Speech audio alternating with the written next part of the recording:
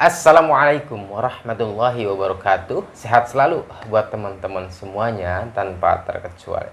Baik teman-teman, hari ini banyak sebuah fakta. Ternyata di sekolah-sekolah para guru kemudian protes, enggan kemudian memberikan tindakan hukuman disiplin terhadap siswanya. Imbas dari semua itu kemudian termasuk di dalamnya bagi teman-teman juga yang pernah merasakan di dalam sebuah pesantren.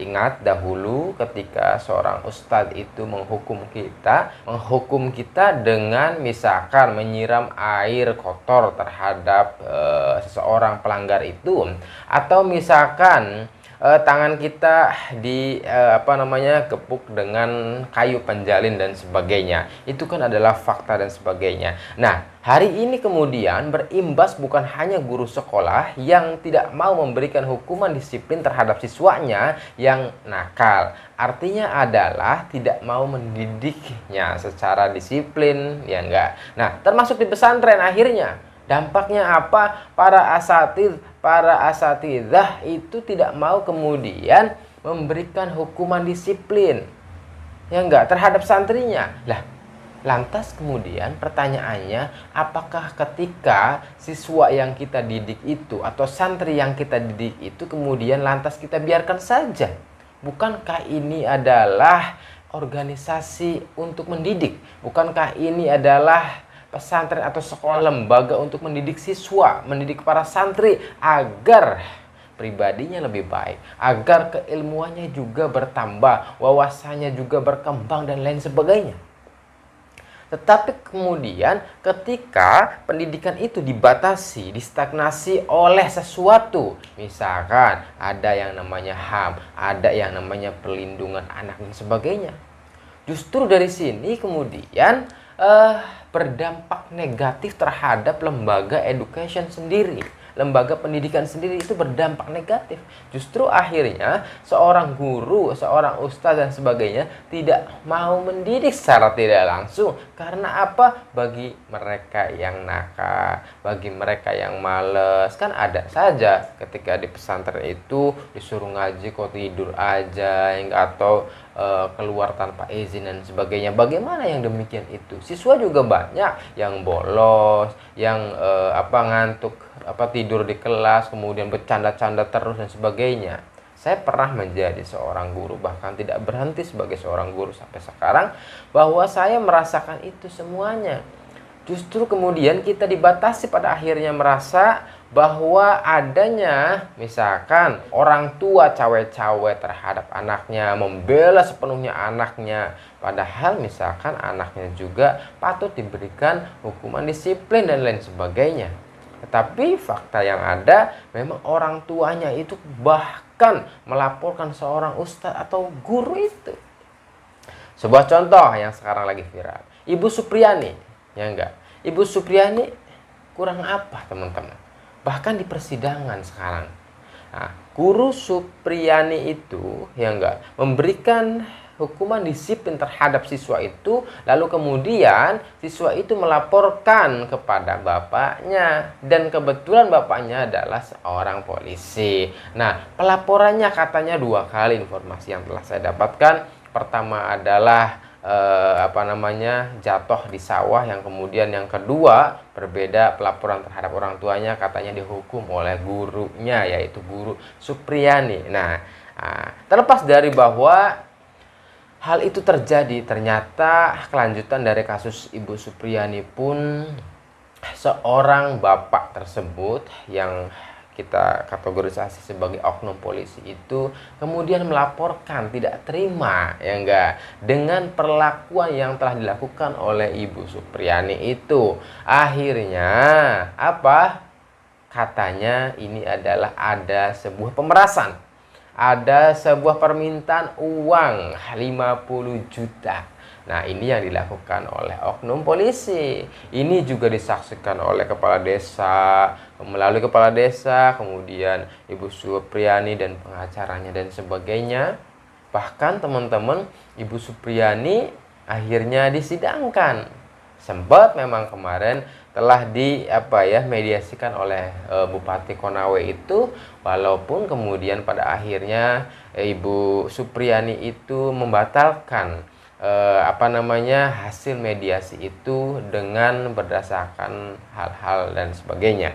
Yang lebih menarik bahwa ternyata apabila kita ini seorang guru atau ustadz berurusan dengan yang notabene orang tuanya adalah pihak penegak hukum, baik itu polisi atau pejabat atau orang-orang yang kaya raya dan sebagainya, lantas kemudian memposisikan anaknya itu sebagai seorang raja, padahal kemudian sebenarnya ketika anak itu diberikan atau siap dididik pada sekolah tertentu atau pesantren tertentu adalah siap segalanya, bahwa apa yang menjadi aturan di sekolah dan pesantren itu harus dilakukan, harus dilakoni oleh siswa itu. Tetapi faktanya sekarang bahwa orang tua ikut campur. Ketika anaknya misalkan diberikan hukuman disiplin, ikut campur, tidak terima, bahkan melaporkannya, bahkan ada pemerasan. Seperti Bu Supriani ini diminta 50 juta dan sebagainya. Ya teman-teman, walaupun kita mungkin sekarang bersyukur dan alhamdulillah ketika Kapolri mengatakan bahwa orang atau oknum polisi yang meminta sejumlah 50 juta kepada Ibu Supriani itu harus dicopot. Kita dengarkan coba ya perkataan Bapak Kapolri tersebut. Bahwa ada transaksi 50 juta atau yang minta uang itu, saya minta untuk diproses dan dipecat. Nah, kan luar biasa Bapak Kapolri ini. Saya support untuk Bapak Kapolri bahwa orangnya atau oknum yang meminta 50 juta itu harap propam memproses dan memecatnya. Justru itu harus kita support. Kenapa teman-teman? Sekali lagi, bahwa pendidikan, lembaga pesantren dan sebagainya itu adalah lembaga pendidikan untuk menambah keilmuan daripada siswa itu, menambah kedisiplinan daripada siswa itu, menambah kemandirian daripada siswa itu, memberikan atau edukasi tentang tanggung jawab terhadap siswa itu, bagaimana menyikapi hidup ke depannya siswa itu. Lah, itu jelas. Lembaga pendidikan seperti sekolah dan pesantren itu memberikan edukasi yang sangat penting dan berguna, bermanfaat bagi siswa itu. Kalau kita kemudian dibatasi dengan hal-hal yang begitu oleh orang kaya raya itu, oleh oknum polisi, penegak hukum, pejabat yang memang sangat seakan memposisikan anaknya sebagai raja. Ya jangan ikut sekolah, jangan taruh anak sekolahnya di situ, jangan taruh anaknya di pesantren di situ dan sebagainya. Kalau orang tua ingin mempesantrenkan anak itu kepada pesantren A, sekolah A misalkan, ya lepas tanggung jawabnya. Ketika ada di sekolah atau pesantren itu, ketika ada di rumah tanggung jawabnya orang tua, ketika ada di pesantren tanggung jawabnya pesantren, ketika ada di sekolah tanggung jawabnya sekolah. Nah ini kekhawatiran. Justru memang walaupun demikian ada batasnya.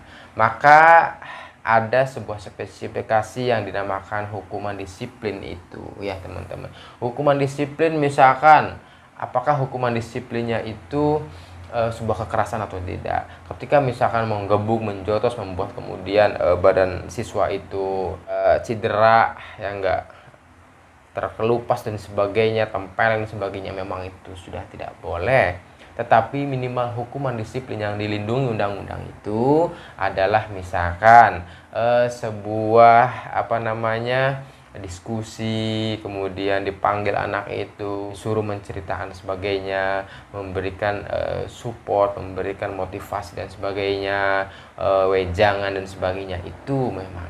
Tetapi hukuman disiplin itu salah satunya adalah misalkan ketika tahu kita dahulu di sekolah atau pesantren, ketika telat saja misalkan suruh berdiri berapa menit. Apakah itu menyakiti? Tidak. Justru itu sebenarnya adalah memberikan support atas sebuah kedisiplinan, ya enggak, atau kemandirian daripada siswa itu. Nah, justru dari situ saya sekali lagi harus support para guru ya para guru untuk terus melanjutkan sesuai dengan koridor undang-undang bahwa diperbolehkan memberikan hukuman disiplin terhadap santri atau siswa di sekolah atau pesantren tersebut. Lanjutkan.